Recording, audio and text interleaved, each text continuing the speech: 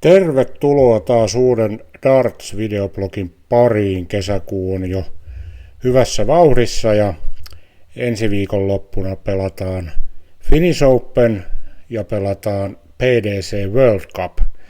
Ja nyt sitä PDC World Cupia lähdetään nyt ensin vähän spekuloimaan, pohtimaan ja katsomaan, että mitä siellä voisi tapahtua ja ehkä vähän vinkkejä, että kuinka pelipaikalle pääsee, jos lähtee vaikka matkoille tuonne Frankfurtin suuntaan. Niinhän siinä sitten kävi, että Suomi pelaa Norjan ja Unkarin kanssa samassa lohkossa. Mark Webster nuo pallot tuolta nosti, eli häntä voi kiittää tai syyttää siitä, eli tuo Group L-lohko ja 16 sijoitettu Suomi sai Norjan ja Unkarin vastaansa. World Cupissahan on 40 maata, aika huima määrä maita, ja 4 maata pääsee suoraan siihen toiselle kierrokselle, jos näin voisi sanoa, eli eivät joudu pelaamaan alkulohkoa. Tätä varmaan sitten kikkaillaan, kun taas maiden lukumäärää muutetaan, jos sitä saadaan kasvatettua, mutta nyt 40 maalla tämä homma toimii näin. Eli Englanti, Hollanti, Pohjois-Irlanti ja Skotlanti ovat nuo 4 sijoitettua. Waleshän olisi muuten, taitaisi olla 3. sijoitettu, mutta kun Kevin Price jäi kisasta pois, niin Walesin sijoitus sitten putosi tuolta 4 ulkopuolelle ja Skotlanti pääsi sinne mukaan. Ja tosiaan, jos katsotaan tuota Suomen lohkoa, eli se on tuo lohko L, 16 sijoitettu on Suomi, juuri pääsi sijoitetuksi, hyvä niin, on siis Norja ja Unkari. Ja Suomi ja Norjahan pelaavat vastakkain sitten heti torstaina illalla, taisi olla 3. peli, eli kun pelit alkaa siinä 8 kieppeillä, niin sanotaanko 9:30 kieppeillä Suomi pelaa Norjan kanssa. Suomen pelaajat ovat siis Jani Haavisto ja Joonas Masalin, varmastikin 2 tämän hetken parasta pelaajaa suomalaisia, eli ihan hyvä näin. Ja Janilla tietysti tuota kaukaa jo kokemusta World Cupista Komolan Jarkon kanssa. Ja Joonas on nyt ensimmäistä kertaa PDC World Cupissa ja ihan mielenkiinnolla jään kyllä odottaa, että miten heillä lähtee liikkeelle. Pari peli on aina semmoinen, kaverit ei ole pareina tainneet pelata, ainakaan kovin paljon, onko ollenkaan. Ja se on tietysti aina kysymysmerkki, mutta jos nyt ajattelee vaikka, että kun Jani pelasi Jarkonkaan, niin Jarkon pelitahti, rytmi oli aika samanlainen kuin Joonas Masalinin, eli ei siinä nyt pitäisi olla mitään sillai ongelmaa, ja eiköhän siellä, vaikka kaverit on aika erityyppisiä ihmisinä, niin eihän sinne nyt mennä ihmismaailmaa parantamaan, vaan tikkaa heittämään, niin kyllä mä uskon, että sikäli homma sujuu. Suomi on suosikki tuohon lohkoon ja pitääkin olla. Molemmat on voittaneet Kordeckerin, joka nyt on se ehkä kovin siinä Norjassa, mutta tietysti pari peli on aina pari peliä. Unkari on kysymysmerkki, voi aina yllättää, mutta kyllä Suomi suosikki on, mutta pystyykö sen suosikkiaseman sitten pitämään, niin se on toinen juttu. Mutta näin toivotaan. Eli torstaina lähtee liikkeelle ja itse kyllä uskon, en pelkästään toivon, vaan uskon, että Suomi tuosta lohkosta jatkoon menee. Ja se on sitten toinen asia, mitä sitten lauantaina ne pelit menee eteenpäin, en edes ole katsonut kaavioita enkä muita.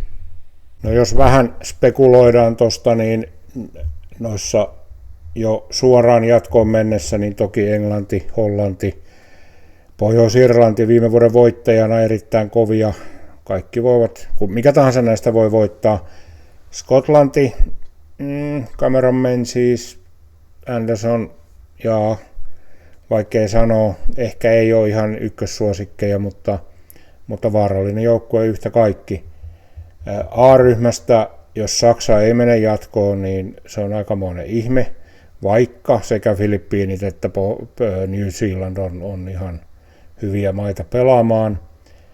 B-lohko, Hongkong, Slovenia tuskin pystyy pistämään Belgialle kampoihin, vaikka Belgiakin voi olla. Mene ja tiedä, mitä siellä sitten tapahtuu. Wales on nyt kysymysmerkki, koska siellä ei ole tosiaan ole Kevin Pricea. Voisiko Liettua Taimaa siitä yllättää? Tuskin, mutta ei se nyt aivan älytön juttu olisi. No D-lohkossa toi Uganda nyt on varmaan aika heittopussi, voisin kuvitella, mutta pystyykö Singapore sitten pistää Irkuille vastaan? Tuskin, siellä on Video Connor on ollut tosi kovassa kondiksessa. Puola, Portugal, Sveitsi, totta kai pari pelissä voivat aina yllättää, mutta kyllä Puolalla on nyt tosi kova Ratajski, Bialecki, ihan menemään tuonne, sanotaanko niin kuin 4 joukkoa koko kisassa, mun mielestä voi olla aika vahva. Ruotsi, Etelä-Afrikka, Mongolia, no Mongoliasta en tiedä mitään, yllätys. Etelä-Afrikka, Devon Petersen tekee paluun. Ruotsilla Jeffrey de Graaf kovassa kondiksessa. No, uskotaan siihen, että Ruotsi menee jatkoon kaikesta huolimatta. G-lohko, tää on kova. Australia, USA, Kanada. Australia tietenkin suosikki, mutta kyllä USA ja Kanadakin kovin. Nämä on tämmöisiä brittiläisiä alusmaita tai Briteistä ponnistaneita maita. No USA nyt on vähän muutakin, mutta yhtä kaikki niin aika mielenkiintoinen. Todella isoja, pinta-alaltaan isoja maita, että taitaa olla 3 suurinta maata, mitä tuossa mukana voi olla, nyt kun Venäjä on pois. Sitten H-lohko, Tsekki, Intia, Tanska.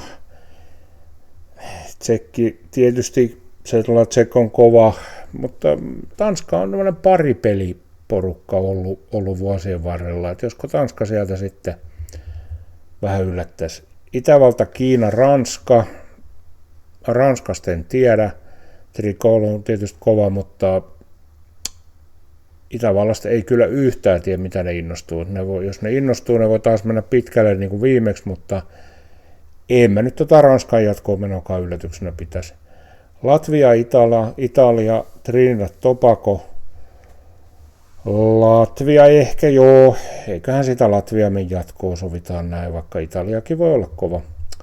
Kroatia, Japani, Espanja, tää on kova.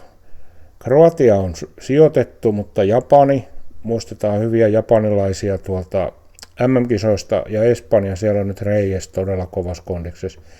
Tästä voi mennä jatkoon ihan mikä vaan näistä. En lähde edes veikkaa. Ja sitten oli toi Suomen lohko. Ja toi PDC World Cup, sehän pelataan siis iSport Halle Frankfurtissa, eli siellä sanotaanko lounais Itä-Frankfurtissa, ja sinne pääsee parhaiten, että jos tulee keskustaan, jos lentää Frankfurtiin ensinnäkin, tulee vaikka Strassenbahnilla keskustaan, niin sitten ratikka numero 12 menee siitä iSport-hallen ohi, tai osa pysähtyy iSport-halleen ja osa menee vielä pidemmälle. Ja siinä on lähellä semmoinen kaupunginosa kuin Bornheim, joka on ihan täyskaupunki, että siellä on ihan kivoja ravintoloita ja muita. Frankfurtti muutenhan nyt ei ole mikään erityinen turistikaupunki, että onhan siinä toki se Römer, se vanha kaupunki siinä, mikä on kunnostettu. Ja Mainjoki, jos on aikaa, niin vaikka Mainin risteilylle menee tai käy pilvenpiirteen katolla kattelemassa tai jotain vastaavaa. Sitten jos on shoppailuihmisiä, niin Chailille voi mennä shoppailemaan, mutta meikäläinen on siellä yleensä välttää aika kaukaa, kiertää sen ostoskeskuksen ja kadun. Mutta se vanha kaupunki nyt on semmoinen ok, ja ainahan karivurstia pitää syödä, kun Saksaan tulee tuommoiseen perinteiseen kaupunkiin. Mutta tosiaan ratikka 12 on semmoinen, joka vie. Ja sitten tietysti ei pidä unohtaa, että jos siellä vähän iltaelämää haluaa mennä, niin Sachsenhausen siinä Mainin eteläpuolella, eli sen keskusta vanhan kaupungin toisella alapuolella, mainin eteläpuolella, niin siellä on erinomaisia ravintoloita ja siellä on iltaelämää ja sieltä löytyy myöskin viskisoppi, mutta se nyt ei liity tähän. Mutta ei mitään, ensi viikon loppuna katsotaan sitten ja toivotaan Janille ja Joonakselle hyviä osumia ja pärjäämisiä. Ensi viikonloppuna pelataan myöskin Finnish Open, eli Joonas ei pääse puolustamaan pärjäämisiään ja eikä Janikaan pääse sinne nyt paikan päälle. Varmaan mieluummin ovat tietysti PDC World Cupissa, mutta tietysti jos arpatuuri kalenterisuhteen olisi käynyt, että olisi ollut molempiin mahdollisuus mennä, niin varmaan herrat olisi nähty Finnish Openissa. Mutta siellä on nyt ensimmäistä kertaa 3 singelikisaa koko viikonlopun aikana. Eli ensiksi perjantai-illalla ei olekaan mikään tämmöinen parikisa tai muu lämmittelykisa, vaan siinä on ihan oikeasti tämmöinen Finnish Classic. Toivottavasti ei ihan älyttömän myöhäiseen mene, alkaa 7, mutta ehkä se nyt ei ihan niin paljon tule väkeä kuin lauantai-kisaan, niin ettei se nyt menisi ihan pikkutunneille. 501 parempi 7 ei pitäisi mennä niin älyttömän pitkään, mutta menee ja tiedä, katsotaan. Mutta yhtä kaikki, niin perjantai-illalla pelataan jo. Sitten tietysti lauantaina pelataan, siinä on aamulla junnut ja tuommoinen warm-up-kisa. En tiedä, ketä siinä nyt vielä pitää lämmittää sitten, mutta 2 aikaa sitten alkaisi toi Finnish Open, oikein varsinainen Open. Ja tietysti on sikäli ihan hyvä, että se on kello 14, että jos joku tulee pelaamaan vaan vaikka yhden sarjan ja tulee vähän kauempaa, niin ei tarvitse aamuyöstä lähteä tai ulkomaltakin kerkeä vielä tohon. Ja sitten vielä sunnuntaina pelataan Finnish Masters ja se alkaa 10.30. Ja kaikki on parempi 7 noin varsinaiset pelit ja sitten finaali parempi 9 sekä avoimen että naisten sarjan osalta. Itse olen paikalla perjantaina ja lauantaina ja lavallakin kuuluttelemassa. Sunnuntaina en ole, kun oli etukäteen muuta sovittua menoa. Mutta Finnish Open, katsotaan, jos siellä vaikka suomalaiset pärjäisi vähän joka sarjassa ja varmasti sitten taas YouTubesta voi pelejä katsoa, lavapelejä suorana, että ei muuta kuin saanko joukoon joko paikan päälle, hotelli Vantaalle tai sitten jos ei pääse paikan päälle, niin ei muuta kuin YouTuben ääreen ja kannustamaan suomalaisia.